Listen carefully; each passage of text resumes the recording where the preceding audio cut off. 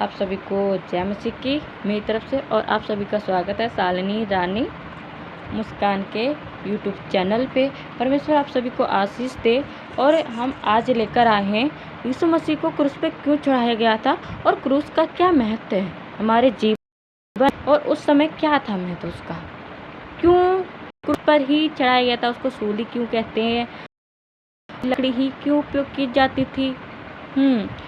तो उस समय की बात है जब कोई व्यक्ति अपराध करता था तो उसको भयानक सजा दी जाती थी। अगर प्राचीन काल में जाओगे, आप इतिहास में जाओगे तो हर क्षेत्र में अलग अलग सजा होती थी। किसी को अलग अलग अपराध के अलग अलग सजा होती थी।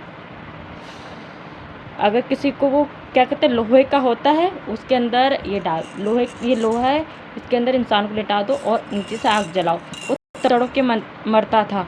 और पानी होता है गर्म पानी, उसके अंदर बिठा दो, उबाल के भी मारते थे। और जो कटर होता है उसको काट कर भी मारते थे। प्राचीन काल में ऐसा होता था। और आज अगर उस समय की घटना को याद करें तो आंखें वो हो जाती हैं। उस समय कैसी सजा जो अपराध कर, इसलिए यीशु मसीह ने कौन सा अपराध किया था? अपराध नहीं किया था। यीशु मसीह ने सिर्फ सत्य बोला। जो झूठे भविष्य करता थे, झूठे राजा थे, झूठे बोलने वाले थे, तो उनके खिलाफ बोलते थे, सच बोलते थे। तो उनको डर लगता था कि ये तो हमारे खिलाफ बोल रहा है, तो उसको झूठे आरोप में फंसा दिया यीशु मसीह को। पर क्रूस की बात कर रही थी ना मैं। क्रूस क्यों? जो पुराने लोग होते क्रूस में ऐसे करते, कील ठोका जाता था रोमन में, रोक काप जाती है, ताज, अपना गुनाह कबूल कर लो। और वो पहाड़ एक प्रतीक होता था जो खोपड़ी नामक स्थान था ना, गुलास्ता, तो वो बहुत ऊंचाई में था।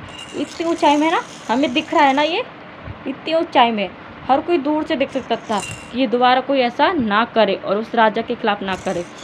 तो यीशु सच बोलते थे और यीशु ने परम पिता की आज्ञा पूरा करने के लिए अपने प्राण त्यागे थे।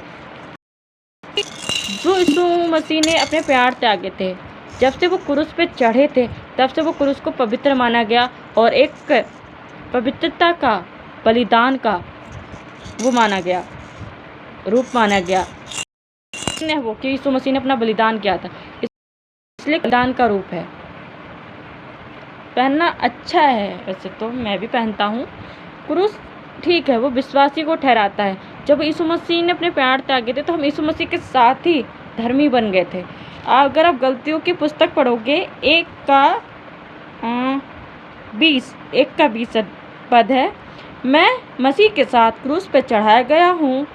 अब मैं जीवित ना रहा पर मसीह मुझ में जीवित है, और मैं शरीर में अब जो जीवित हूँ तो केवल उस विश्वास से जीवित हूँ जो परमेश्वर के पुत्र पर है, जिसने मुझसे प्रेम किया और मेरे लिए अपने आप को दे दिया।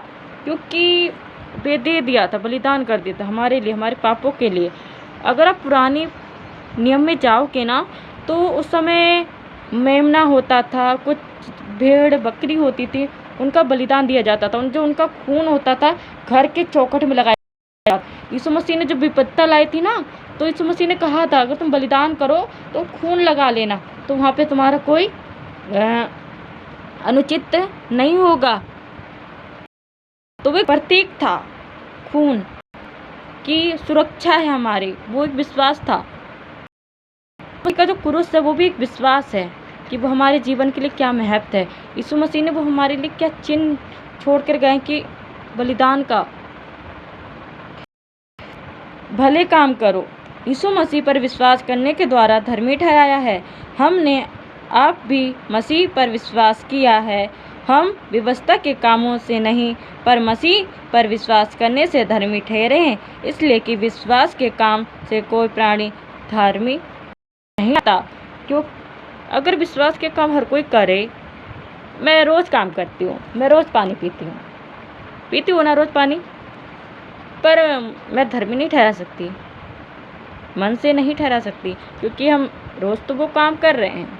अगर मन में उसकी आस ही नहीं है, चाहत ही नहीं है, तो वो व्यर्थ है हमारे लिए।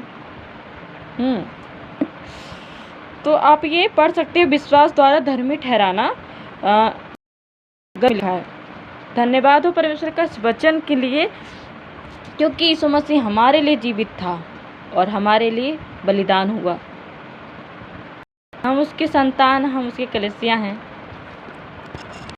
जो मूसा था ना, ईश्वर ने उसको विश्वास योग्य ठहराया था, और जो अब्राहम था उसको विश्वास और धार्मिकता में गिना जाता है।